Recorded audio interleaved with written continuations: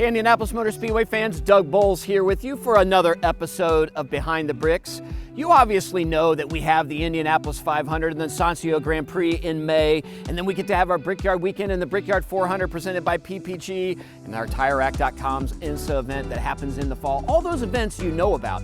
But did you know that 150 days a year we have something going on at the racetrack, on the racetrack, here at the Indianapolis Motor Speedway? Well, today we're going to take you behind the scenes and show you what some of those events look like when you're not here at the Indianapolis Motor Speedway, but there are cars on track.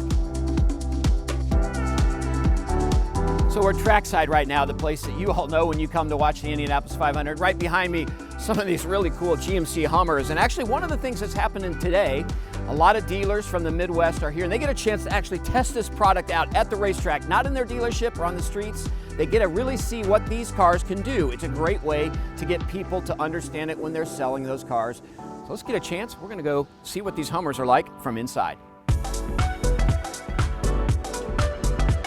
All right, so I'm now inside a GMC Hummer here with Drake Dittman. Drake's gonna walk through for me what happens if you're a dealer and you're here for today. So this is an all-electric vehicle. All electric. It's got the crab crawl. Got it all, yep. So we're gonna try that out. Yep, up here we have a four-wheel steer button. And if we tap it once, it alternates us between turning the rear steer off completely and back into auto mode. But if we press and hold it, we get this really cool animation. And once that animation's done loading, then we're in the crab walk. It gives us a little crab icon so we know we're in it, good to go.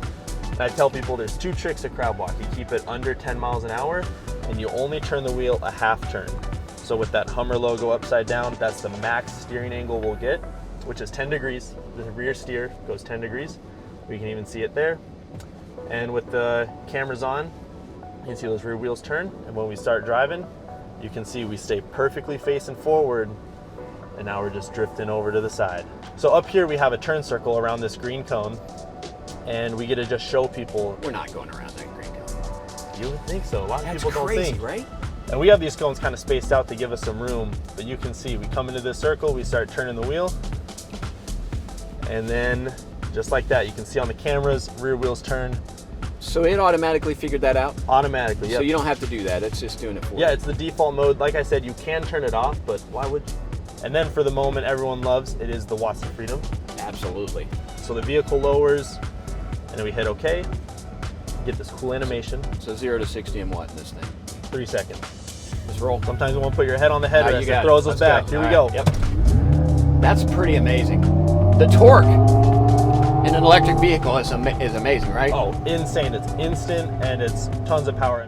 So there you go, folks. I'm here with Drake. We had a blast just seeing how this Hummer can actually maneuver the crab walk, that amazing radius turn that it does, and then of course the watts of freedom, which is really, really impressive. So we'll go to our next stop and see what else folks are experiencing when they're here at the Indianapolis Motor Speedway and some of these events that we do with some of our OEMs. So we're at a pretty cool vantage point here right now, so you get a chance to see how the entire facility actually gets activated for some of these events that aren't public, but bring a lot of people here and do some pretty cool things with OEMs. I'm here with Dan Skyver. Dan's been here for quite a while. He's really in charge. He's the director of all the events that go on, so he's working with all the OEMs, especially Buick, GMC, in a weekend like this.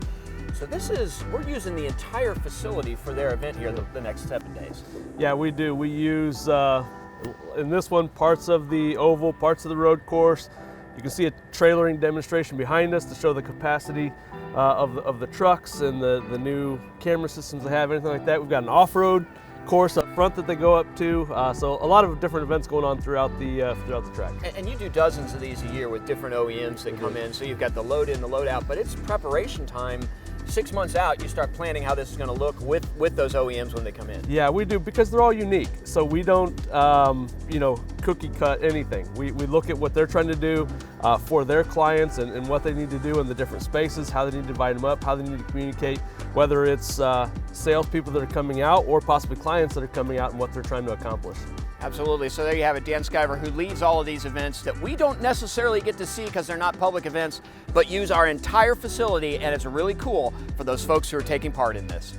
So one of the cool things about the Indianapolis Motor Speedway is just how much property we have. I'm standing where a lot of you park, the North 40, just north of turns 3 and 4, and as you can see behind me, it's not a parking lot today. This is where we're able to do a lot of the off-road things. So those folks like GMC who are bringing their trucks in can demonstrate what the trucks do. Behind me and in this lot are about 1,800 tons of 53 gravel that's brought in. It's about 80 truckloads. So we just got done seeing that off-road action, and we were gonna leave and wrap this one up, but then I heard a rumor that a 1997 Indy 500 veteran, Claude Bourbonnais, was here. And in fact, he wasn't. In fact, is that an Indy 500 ring? That is correct. Check that out. So you can't leave when you have an Indy 500 veteran here. So you take us for a ride in this thing? I will, with pleasure. Let's go take a ride with Claude around the racetrack on the north side of the racetrack at the Indianapolis Motor Speedway. The slow part. The slow part. So when somebody comes, you're showing them the capabilities of the GMC truck. Correct. In a way that most people don't get a chance. You certainly couldn't do it at a dealership, right? So, No. so these gives these salespeople an opportunity to really explain. Right. So what are some of the key things you're trying to teach them here?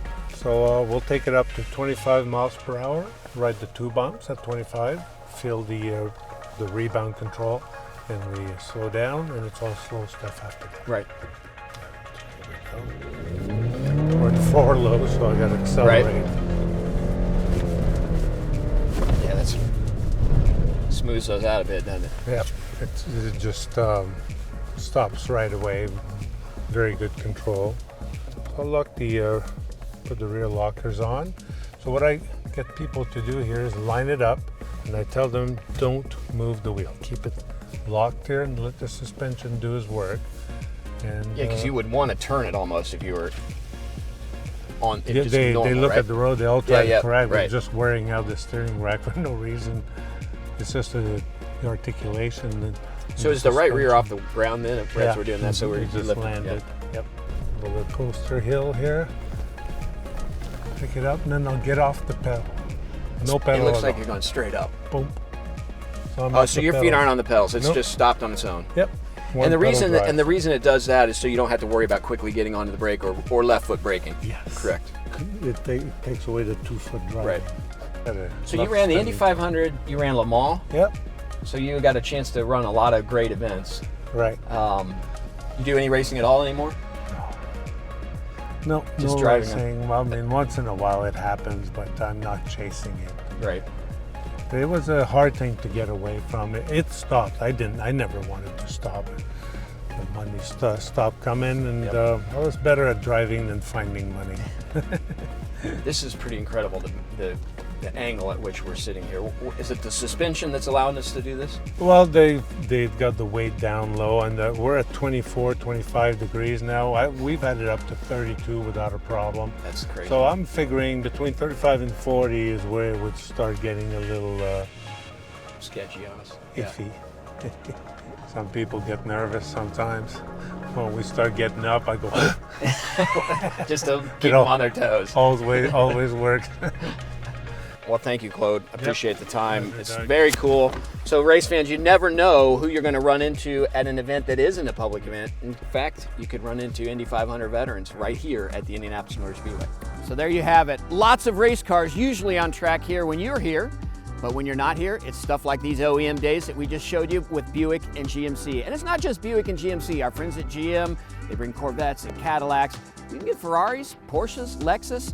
Anytime that a dealer can bring their cars on track and teach their salespeople how to sell the product better, they love to use the Indianapolis Motor Speedway. Carl Fisher, be proud, still today, 115 years later, we're testing the new automotive technology of the day right here at the Indianapolis Motor Speedway. Until next time, it's Behind the Bricks.